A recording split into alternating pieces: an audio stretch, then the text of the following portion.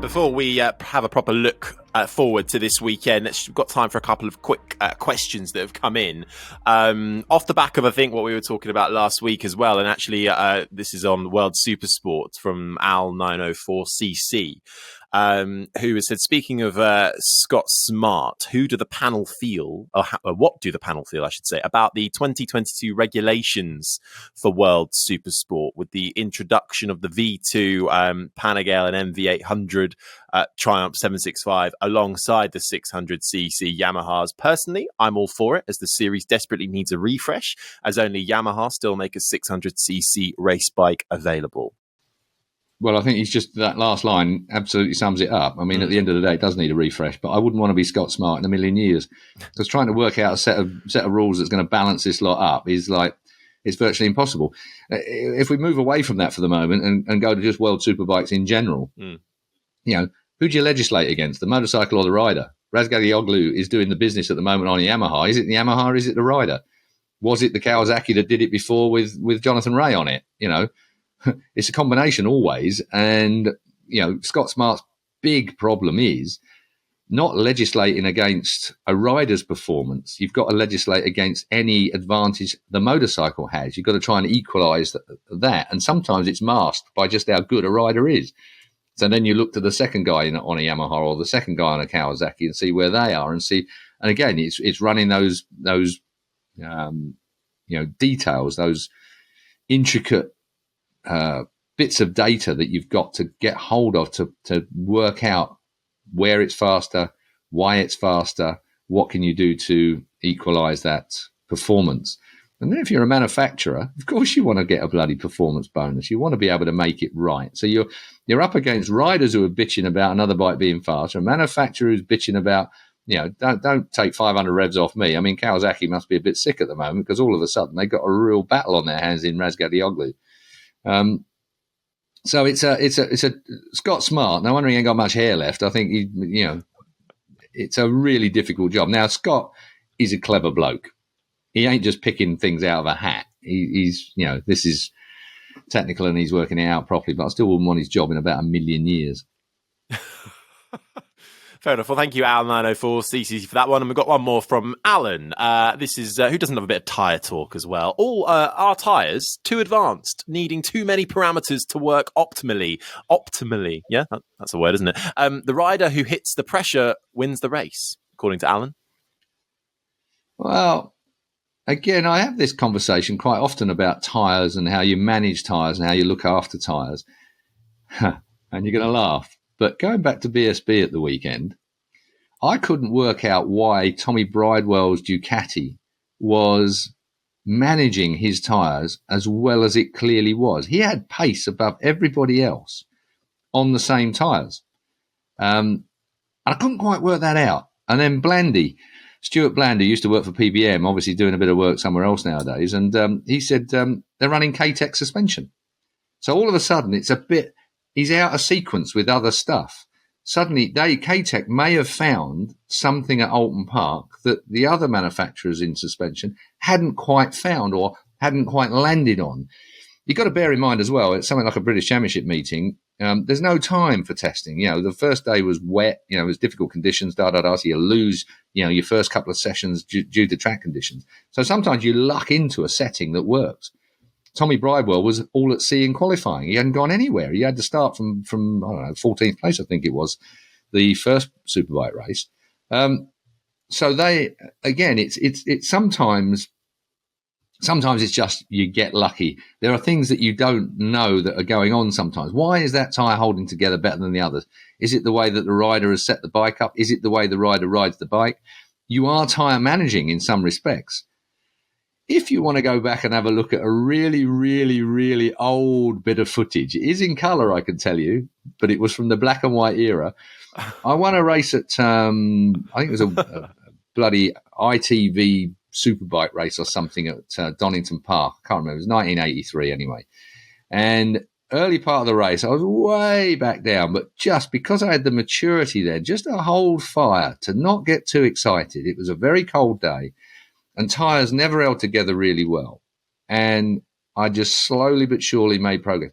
Because I was of an age where you thought about managing tyres. I won the race, came through and beat, all the top guys at the time to win the race right at the end. Just no one could touch it because they'd burnt their tyres up and I hadn't. And that's all it came down to. And sometimes you see that in races, probably rarer nowadays because tyres are so much better than they were back then. Don't know. It's a tricky subject, but anyone that's, got a decent crew chief, decent data engineer and a good head on their shoulders will work out what the optimum is for making that tyre work for the longest period and where their best performance is coming from and whereabouts in a race it's coming from. Well, it's crucial, isn't it, Pete? Because we saw Fabio Quartararo really iron up his competitors' tyres at the end of the last race, didn't we? We did, yeah. He wanted to have a close look at that, how the Ducati was using, I think it was the soft compound, wasn't it? Yeah, I mean, all of this is kind of exaggerated by the close racing, isn't it? That maybe things that wouldn't have been noticed before, any small differences in things, and tyres are the most important component on the bike. I mean, many years ago, as a student at university, the lecturer was explaining to us that, this was an F1 example, but I think it applies to bikes. He said, look, if you get the setup of the tyre right, as in the camber, the angles, the pressures, everything else, you can find 3-4 tenths a lap. Okay. Now you imagine the cost of finding that same gain through aerodynamics. Millions, wind tunnels, CFD, and you can find that just by getting the tyre working, exactly as Keith was saying, a different type of suspension. If you get that tyre working spot on, you can make big gains that you cannot find it anywhere else. You could, same example with the engine. The cost of making an engine 3/10 a second a lap faster, the R&D you would have to put into that engine, all of the prototypes you'd have to run, everything else. Or you can just focus on getting the tyre to work. That's why the tyres are always important. And then when you've got control tyres, and then when you've got the closest, we keep seeing these record-breaking top 10 gaps and top 15 gaps in MotoGP. So riders are noticing, if a tyre Michelin's getting a lot of stick, and sometimes it's because the gaps are so small that riders are picking up on things that didn't matter before, because suddenly any little advantage, it could be a position higher in the results. So I think it's a difficult one, because tyres are always important, but they are literally a black art, aren't they? They're not something you can just program digitally and it will do exactly what you want. It as Keith was explaining, if you have someone with a lot of experience in your garage as a crew chief, they can make a big difference in terms of setup or whatever it is. But certainly, if you get the setup of the tyres right, if you get the tyres working in the correct way, the example of Tommy Bridle making a tyre last longer, and we see it in MotoGP as well. That's a huge step towards winning a race. And it's we hear that Ducati have got there's a company called Mega Ride, an Italian company that do a lot of analysis of data and analysis of tyres and things like that. So to try and help them optimize how they use the tyres, because it's such an important part of the end result. So yeah, it's always going to be important in racing. As long as you've got racing vehicles sitting on pieces of rubber, that's going to be the most important thing to get right. Well, thank you, Alan, for that question. And as we rapidly head towards the end of the show, we rapidly head towards stateside America this weekend. MotoGP is back in Texas. Keith, talk us through the Circuit of the Americas. What do you love about it? What do you hate about it? I hate the surface on it, and they keep messing around with it every year. So hopefully it's going to be all right this year round. I mean, they've diamond cut it a couple of times and put bloody great grooves in it and pits in it and God knows what. Shot blasted all these £1,000,000 motorbikes, multi-million-pound motorbikes with dust and crap that's flying off of everything. So hopefully it will be in good condition, the track.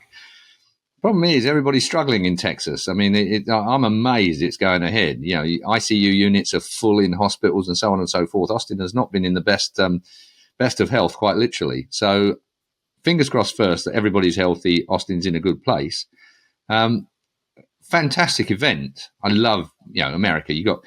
If you're in the city itself of Austin, which is walking distance from most of the hotels, although it's a short drive out to the track, the Circuit of the Americas is just outside Austin. But if you're going out there, then 6th Street is the main street through the middle of town. It's got all the main clubs and bars and the usual sort of glitz and razzmatazz during a Grand Prix. Pete's Piano Bar, this sort of dump with the dueling pianos back to back. You always meet a huge amount of racers in there that are just out of their faces. after the event. So that's quite good fun. And if they're not, then certainly there'll be a lot of mechanics and techs that are in there having a good time, and people singing and generally having a really good time. So that's 6th Street. But I prefer Rainy Street, which is little bars, and there's kind of in the front gardens of, looks like houses. So Rainy Street is a really sociable place as well. And you can walk, if you like, between 6th Street in the centre of town, Rainy Street, which is a bit more out towards the lake. Austin's a great city. It is a music city. So there's lots of bands, there's lots of concerts goes on. If you turn on Sky Arts or whatever it might be that show music on TV over here, you'll come across, concerts that have been done in Austin and so on. So it is a cool place. It's not like Texas. Texas, you're all thinking pickup trucks, rednecks and shotguns, and Colin Edwards. But the situation is, different to that. I would say Austin is probably closer to somewhere like California than it is to Texas, in actual ambience and so on. But it is a great place. The track itself, massive. It's it's a big track. What are there? Something like 5 bottom gear, first gear corners on it. So straight away you think Mickey Mouse, but it's kind of not like that. It's an odd place really. If you've got 5 bottom gear corners for a motorbike, it's just like a bloody nightmare. But it's got some fast bits to it as well. And of course the iconic first turn followed by the snake that drops down the other side of the hill is fairly spectacular. But for me, it's the surface and the bumps. I think COTA have gone through a hard time financially. And I would believe that they've probably been going through an awful time with this pandemic. It doesn't make the kind of money. We've arrived there sometimes where there's not enough staff to look after the car parks and the smooth running of it. And like most places in America, they do it their own way, whereas, most other tracks will have a system for getting people in and out. COTA have got buses that run between the car parks and the like, and sometimes there's 6 of them all in a line and sometimes there's none of them, so you have to walk and so on. It is a unique venue. I enjoy it there. I think it's one of the highlights of the year, purely and simply because there's nothing else quite like it. And you can pick out, who's not to like, Denny's, for God's sake. Denny's, for breakfast. It's just perfect. You just can't get better than that. If you don't mind the calorific input of the typical American roadside diner, then probably it isn't the place for you, but I love it. and Pete, how brilliant as well to head back after a year away. It is, exactly, yeah. It seems like such a long time since MotoGP was there, doesn't it? And as Keith was saying about the surface, I think that there's been some more resurfacing. There was sort of some parts that were done last time we were there and the riders didn't like it, as Keith was pointing out. And I think they've done some more work since, but obviously that was coming up for almost 2 years ago. So a lot of unknowns. The track's not used too much. It's usually quite dusty on the first day as well. So it's going to be interesting. It's obviously, as Keith was saying, that uphill, the first rise. That takes some walking to go up there. It's a funny. The track was Kevin Schwantz helped design the track. It's one of the longest tracks on the calendar. It just sort of, I cannot but think it needs a bit of editing. As Keith was saying, those slow corners, they work fine for the Formula One cars with the downforce. But, the first part of the track is fantastic for bikes. The back straight, the last part of the track, fantastic for bikes. But there's a lot of left, right, left, right, left, right, left, right in between that possibly for bikes. When you talk to the riders, they always say, looks fantastic on paper. Didn't quite live up to it when you actually rode around because it is tighter than it looks, some of those corners. But as Keith was saying, fantastic addition to the calendar. There's nowhere quite like it. And yet, obviously, for Marc Marquez, it's been almost a dream place to race, apart from last year. So, yeah, it'll be interesting to see whether he can pick up where he left off, or will things be totally different this time around? It's funny, there are a couple of places at COTA. When I always walk the tracks whenever I'm out and try to see things that, as you do, make suggestions. And I've made this suggestion a few times. There was the first, if you like, well, second, if you don't include the hill that you're talking about. At the end, after you've got the big long snake and then you've got the back straight, I think it's turn 11 maybe.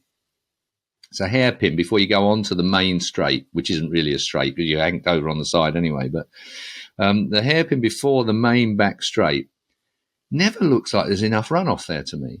I stepped through it one day and I thought, do you know what? If I designed this track, I would have had that another 50 metres further on, because if somebody loses brakes into there, it just looks plainly to me like there's not enough runoff if you get legged into that particular gravel trap.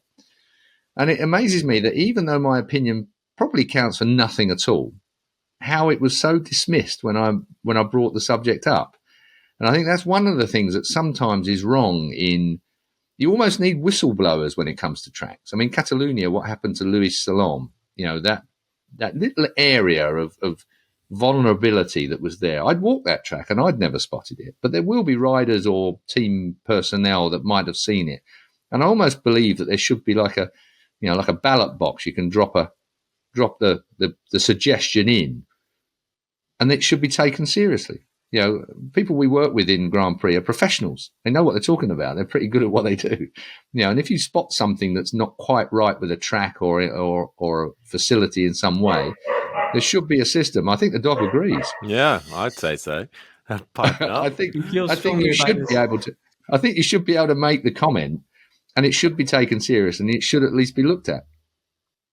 Keith But it wasn't. Whistleblower. Fingers crossed that nothing happens at turn 11, or I think it's turn 11 anyway.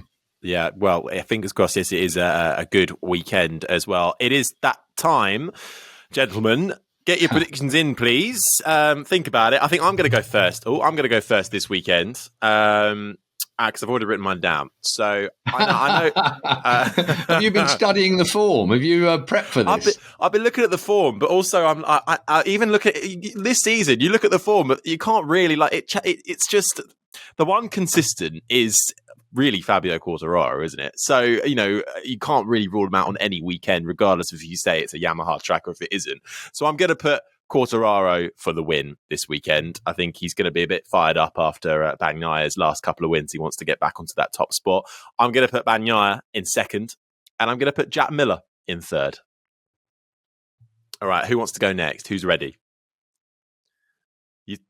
You're far too polite. No Marquez in there. I tell you, I'd be reluctant to not have Marquez in there somewhere, I've got to say. Okay, I'm going to go Jack Miller's going to win. Okay. Marc Marquez in second place.